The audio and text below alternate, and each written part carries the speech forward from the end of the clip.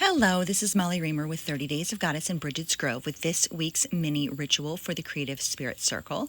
I'm realizing as I've laid all my things out that I have kind of a complex assortment for today. I've been planning to streamline and make these rituals a little simpler, and instead I've just really layered on a bunch of stuff for today, but maybe that is going to be fun. So I am using cards from our Daily Practice Companion deck, as well as a card from the Song of the Grandmother's Oracle, which is the deck I'm going to be working with throughout this month as we're stepping into these crone months. It felt like a really appropriate deck to use. That was a gift from Carmen, so thanks to Carmen for that addition.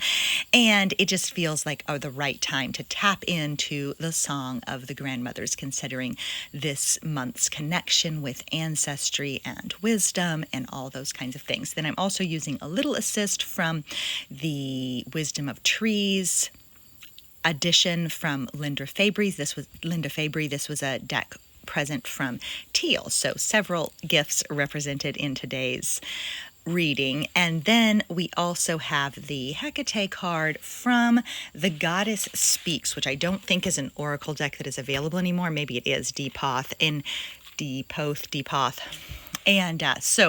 but as soon as I saw there was a Hecate card in there, I've had that deck for so many years, and then I haven't used it for a long time. But this year, as we've moved through inspiration from different goddesses, I've tapped back into it to see what it has to say and to see what it has to share. So it's kind of fun to revisit some older resources like that. So we're going to go ahead and start with the Daily Practice deck. And so our word is wisdom, which is great because I've already mentioned wisdom 2 times, the wisdom of the grandmothers, the ancestors, and the wisdom of trees. So may you trust your own inner wisdom. May you tap into the wisdom both within you and around you. May you listen to the wisdom of the landscape, to the wisdom of the ancestors, to the wisdom of your heart. And then a practice, which is a great practice for actually tapping into your wisdom, is to take 3 deep breaths. Sometimes I offer those breaths as a type of body-based prayer, but sometimes we just need to receive those 3 deep breaths as well. So take 3 deep breaths. Take 3 deep breaths and settle into your own wisdom. And then we do have a prayer as well. I'm going to use that to close today's ritual. Okay, so we're going to check in with the Song of the Grandmothers, and we received Grandmother Lapis Lazuli, Truth. Isn't that pretty card?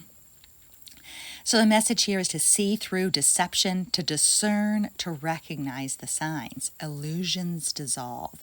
So I think I'm going to connect this to wisdom again, which is that really may we have the wisdom to discern. May we know wise discernment. May we discern what we truly need. I've been speaking a lot lately about how this time of year sort of invites life review and visioning for the future, and kind of collecting up what we've created and deciding, making some decisions about what to lay down, what to continue with, what do we want, how do we want to feel, what do we want to experience, like how do we want to live.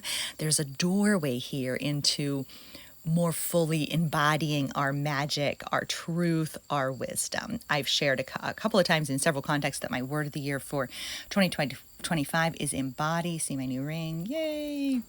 And so I think this one invites us to do that, to discern, to recognize, to embody those things we wish to live. Let's embody it. Let's really live this. And let's not just write about it and think about it and choose cards about it and talk about it. Let's really embody this. Let's really live this. So that's what I have to say about the card. Let me check in with what the little book has to say about the card as well.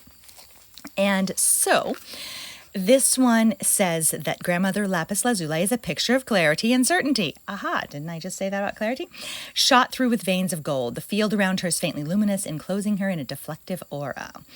So, if you feel paralyzed, confused, or despairing, ask Grandmother Lapis to teach you how to activate discernment.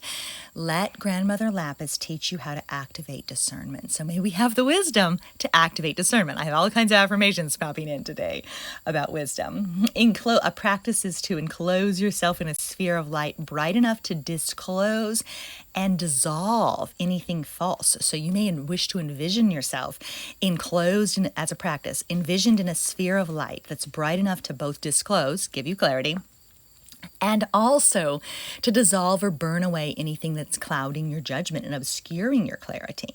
Speak aloud to remind yourself of your true nature and reclaim your power. For example, you might say things like, I am sovereign and free. My birthright is love, joy, and the power to create my own reality. I only allow unconditional love into my energetic realm. I am supported, guided, and protected at all times. So you might let yourself feel into those words. I am sovereign and free. My birthright is love and joy. And something I say sometimes is let us sit with joy and design our lives. Let us sit with joy and create our lives.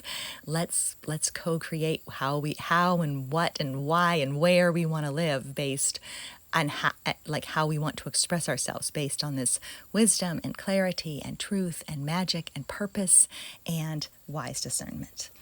And then there's a little closing message from this book. There is always an exit, for you are always truly free.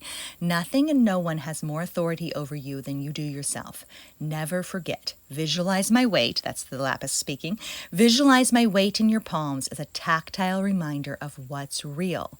Discernment grows easier the more you practice. So that is something that I think we can all take to heart this season, is discernment grows easier the more you practice.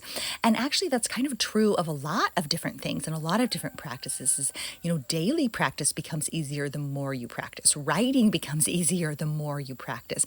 Treating other people with love and compassion and empathy becomes easier the more you practice.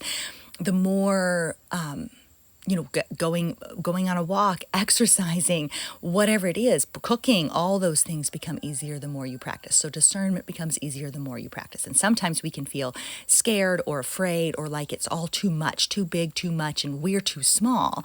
But we don't have to be perfect. We don't have to get it all right. We only have to try. We only have to begin. And that's why they call it practice and not perfection. So good reminder there. Then popping in with a little bitty message from Linda Fabry's Trees deck, we got kindred. We know our spiritual brothers and sisters not by their relationship to our parents, but by the common source our roots seek out.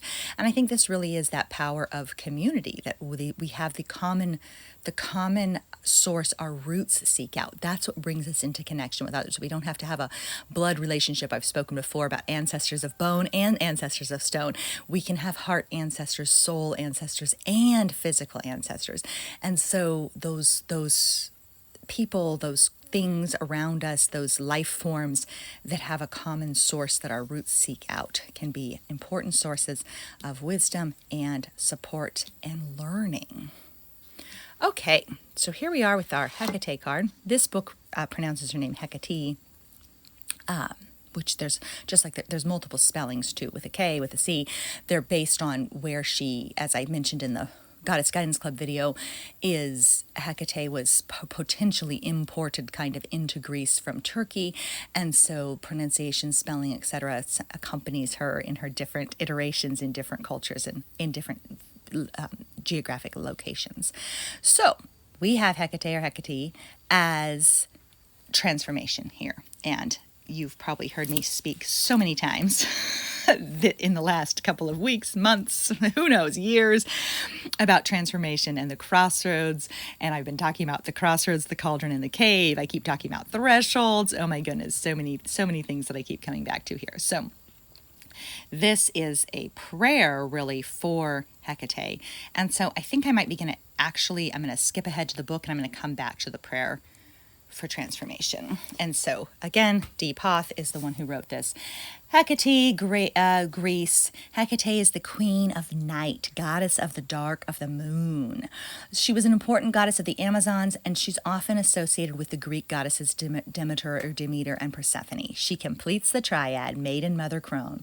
Hecate was the only one who heard Persephone's cries as she was abducted into the underworld, and she helped Demeter search for her daughter. Though she was a moon goddess representing the 3 days of the dark of the moon, the association with Persephone also placed her into the pantheon of underworld goddesses. Hecate could keep the spirits of the dead from invading the land of the living and was often called upon for protection. Hecate has a strong connection to number 3. She was frequently depicted with 3 heads. She was found at the threefold crossroad. Hecate suppers the cauldron was circled 3 times and stirred in the moonlight. She also has an association with the dog star Sirius, reconfirming her place in the night sky. As she walked the ancient roads and crossroads of Turkey and Greece, she was accompanied by her sacred hounds. It was at the crossroads that transformation could take place. Offerings of food were placed at these junctions or left in front of houses. Sometimes they were eaten by the poor, but it was felt that Hecate would approve. So one of the practices for this month is to leave an offering at the crossroads. Biodegradable or edible, of course, left at the crossroads. Small figurines of Hecate were placed in niches in front of houses to bring protection to the house. Sometimes they were placed at the crossroads so that when she roamed at night, she would bring good magic and offer protection from the spirits that walked at night. With Hecate as part of the Demeter and Persephone story, it becomes complete. The moon goddess is bonded with the earth mother, the maiden, and the underworld. As the crone in the triad, she is full of wisdom. Oh my goodness, I was going to zoom in on that, but it's underneath. Whoop, full of wisdom. So much wisdom represented here. She's full of wisdom and offers us the opportunity for transformation. Wisdom and transformation is kind of the key theme of this week's ritual. Wisdom, discernment, and transformation. So let us see. Let's go ahead and go with the Hecate prayer for transformation. Hecate, be with me at the crossroads of life so that my decisions will be guided by crone wisdom. As I age, let me turn to ancient wisdom. Yes, honor that which has gone before and accept what life brings at each stage on the journey to cronedom.